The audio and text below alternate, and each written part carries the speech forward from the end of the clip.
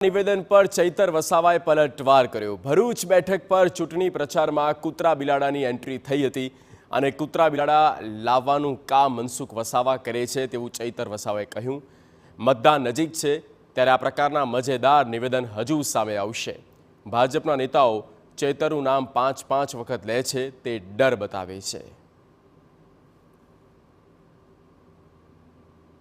પણ મનસુખભાઈ હમણાં કીધું કે ચૈતર વસાવાથી કૂતરું એ બિલાડું એ ડરતું નથી, તો ચૂંટણીમાં હવે નવું કૂતરું બિલાડું લાવવાનું કામ મનસુખભાઈ કરે છે। એટલે આવનાર દિવસોમાં જેમ જેમ ચૂંટણી નજીક આવશે તો મજા આવે એવા નિવેદનો મનસુખભાઈ કરશે, કેમ કે મનસુખભાઈ હારે છે। ચૈતર વસાવાનો ડર કૂતરા બિલાડાને નથી એની વાત કરવા કરતા પોતે ગૃહમંત્રી રાજપારડીમાં આવીને ચૈતર વસાવાનું 5 વાર નામ લઈ એ ચૈતર વસાવાનો ડર બતાવે છે। આપણે પણ સંભળાવીશું કે આખરે મનસુખ વસાવાએ શું કહ્યું હતું।